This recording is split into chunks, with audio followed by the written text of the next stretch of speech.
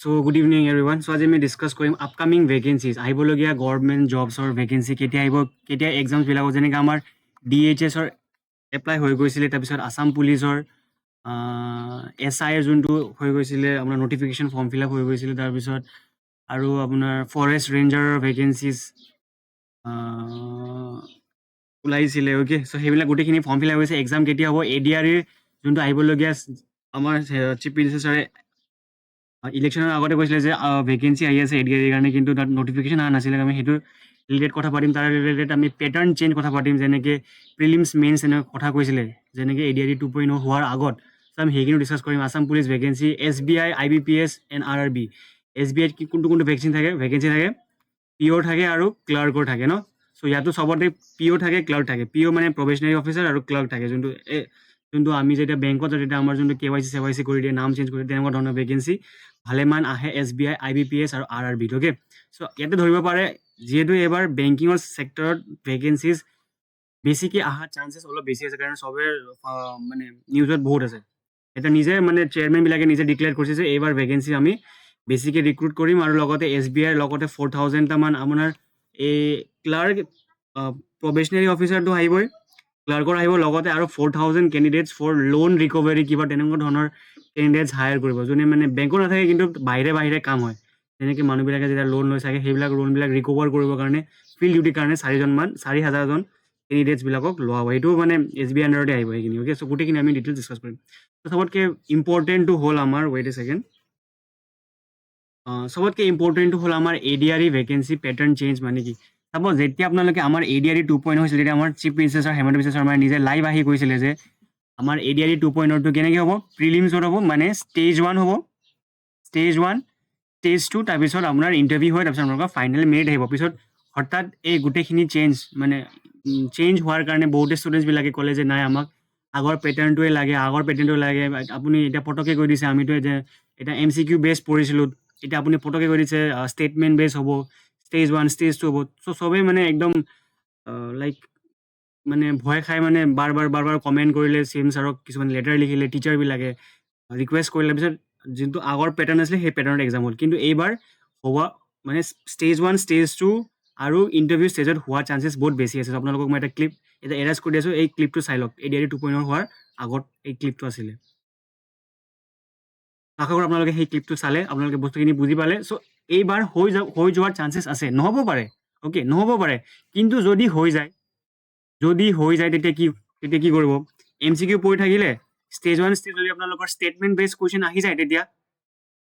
Okay, এতিয়া statement বহুত ষ্টুডেণ্টছবিলাকে গম নাজানে হোৱাট ইজ দ্য মানে difference between MCQ type question and আপোনাৰ ষ্টেটমেণ্ট বেছড কুৱেশ্যন, মানে কেনেকুৱা থাকে ষ্টেটমেণ্ট বেছড।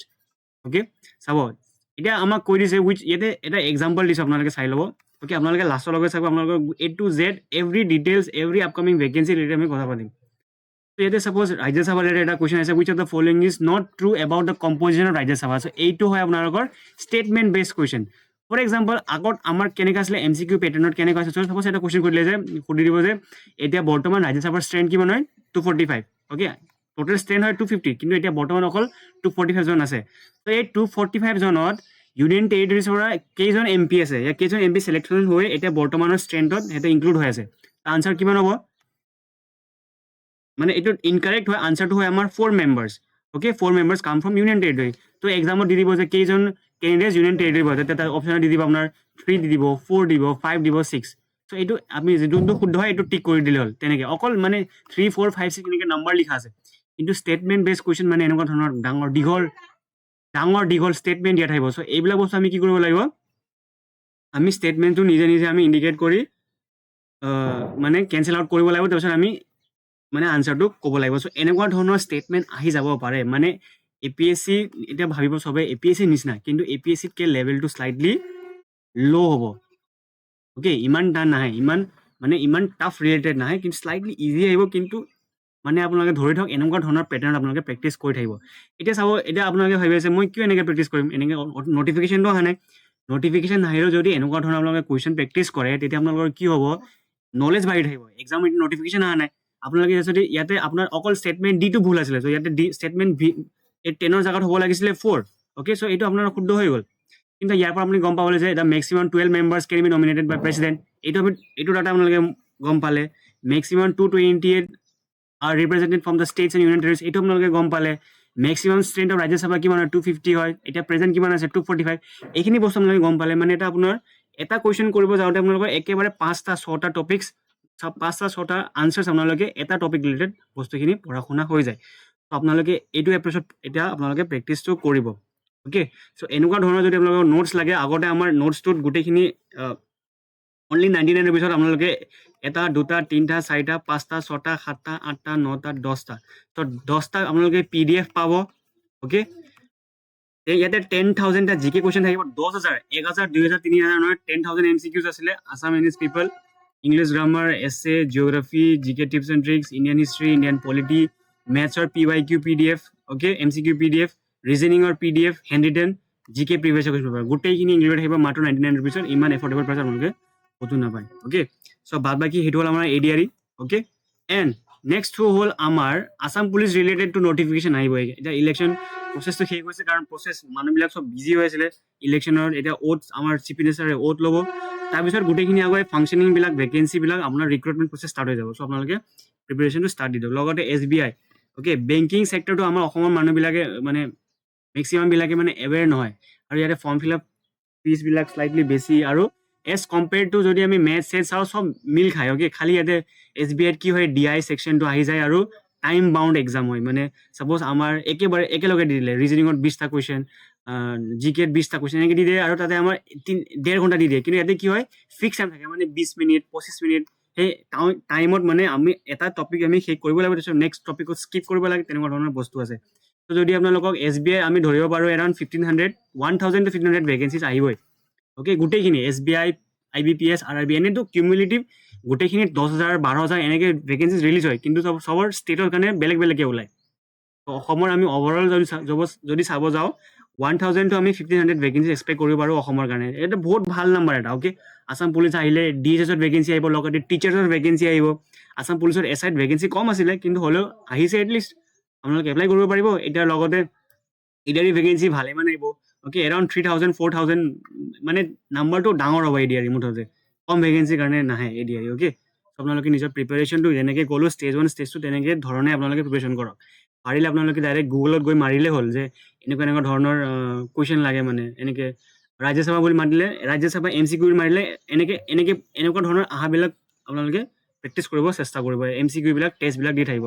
লগতে আমাৰ ইংলিছৰ ক্লাছ, এইবিলাক ইংলিছৰ PDF হয়। আগতে ইংলিছৰ ক্লাছেছ লৈছিলোঁ, এতিয়া বৰ্তমান লোৱা নাই, শ্লাইটলি বিজি হোৱাৰ কাৰণে। এতিয়া কিন্তু আমাৰ PDF খিনি গোটেইখিনি ৰেডি হৈ গৈছে। আমি এতিয়া ইংলিছৰ ক্লাছ ষ্টাৰ্ট কৰিম, লগতে GK ক্লাছ ষ্টাৰ্ট কৰিম। অ'কে, আগৰ ভিডিঅ'ছখিনি আপোনালোকে কভাৰ কৰি ল'ব। লগতে আমি কাৰেণ্ট এফেয়াৰ্ছৰ ক্লাছ ল'ম। অ'কে, যদি আপোনালোকে এই বস্তুখিনি পাৰচেছ কৰে, আপোনালোকৰ ইয়াতে কাৰেণ্ট এফেয়াৰ্ছৰ PDF যোনটো আছে, আপোনালোকে সেইটো ফ্ৰী অফ কষ্ট পাই যাব। অ'কে, কাৰেণ্ট এফেয়াৰ্ছ মানে জানুৱাৰী, ফেব্ৰুৱাৰী, মাৰ্চ, এপ্ৰিল, মে', জুন, জুলাই যেতিয়া এক্সাম হয়, তেতিয়ালৈকে কাৰেণ্ট এফেয়াৰ্ছ যোনটো কম্পাইলেশ্যন সেইটো আপোনালোকে ইয়াৰ লগতে ইনক্লুডেড থাকিব। এভৰি মাহে আপোনালোকক সেই PDFটো ফ্ৰী অফ কষ্ট ডাইৰেক্ট দিয়া হ'ব, আপোনালোকে যোনটো নাম্বাৰত পাৰচেছ কৰে। যদি আপোনালোকে এই PDFটো ল'ব বিচাৰে কোৰ্চটো, আপোনালোকে এই নাম্বাৰত কণ্টেক্ট কৰিব, 9395933100, হোৱাটছএপ কৰিব। আমাৰ টিমে যিমান জল্দি পাৰে সিমান জল্দি আপোনালোকক আপোনাৰ ডাউটছখিনি তাতে ৰেচপণ্ড কৰি আপোনালোকক ল'ব পাৰিব। যদি PDF নলয়, যদি কিবা ডাউট আছে ৰিলেটেড টু কোনো ছাবজেক্ট, কোনো টপিক বা ডকুমেণ্টছ ৰিলেটেড, আপোনালোকে এই নাম্বাৰত মেছেজ কৰিলে আমাৰ টিমে আপোনালোকক হেল্প কৰিব চেষ্টা কৰিব। Still then keep working at, best of luck and preparation কৰি থাকক। আৰু এতিয়া ক্লাছ অহা আৰম্ভ হৈ যাব। আপোনালোকে যিমান আগৰখিনি ক্লাছ হৈছিলে, যেনেকৈ ষ্টেটিক জিকে পাৰ্ট, অ'কে, কাৰেণ্ট এফেয়াৰ্ছ নতুনকৈ পঢ়িব লাগিব, কিন্তু ষ্টেটিক জিকে পাৰ্ট যেনেকৈ Assam history, Indian polity, geography, এইবিলাকতো চব ষ্টেটিক পাৰ্ট হয়। ইয়াতে আপোনাৰ GK GSৰ কাৰণে ট্ৰিক্সো আছে ইয়াতে। অ'কে, কেনেকৈ টিপছ এণ্ড ট্ৰিক্স ফ'ল' কৰিব লাগে, গোটেইখিনি ইন ডিটেইলছ আপোনালোকে তাতে চাব পাৰিব। Till then keep working at, best of luck and thank you ৱাচিং দ্য ভিডিঅ'। আৰু যদি অভাৰঅল যদি আমি চাওঁ, এইবিলাক যদি মোৰ মতে যদি এইবিলাক ADREত যদি মানে ভালকৈ ভেকেঞ্চি আহে, এৰাউণ্ড 15,000 গোটেইখিনি অভাৰঅল মিলাই, মই গোটেইখিনি কৈ আছোঁ দেই। কাৰণ চাব, ADREত 1 আৰু 2 ঢেৰ ল'ৰা ছোৱালী লৈ ল'লে। চ' আই ডণ্ট থিংক কি ইমান ভেকেণ্ট হৈ আছে এতিয়া ভেকেঞ্চিবিলাক, আৰু আহিলেও মানে বহুত ডাঙৰ ভেকেঞ্চি নাহে। আহিব কিন্তু মানে বহুত ডাঙৰ নাহে। কিন্তু বৰ্তমান আপোনাৰ অসমৰ যোনটো টিচাৰ ভেকেঞ্চি, তাতে ভালেমান ষ্টুডেণ্টছৰ ভেকেণ্ট হৈ আছে, মানে চিটবিলাক। চ' টিচাৰৰ ভেকেঞ্চিত আহিব আপোনাৰ যোনটো LP UP টেট যোনটো থাকে, সেইখিনিত ভেকেঞ্চি আহিব। চ' আপোনালোকে প্ৰিপেৰেশ্যন ভালকৈ কৰক। And till then, keep working hard. Best of luck and thank you for watching the video.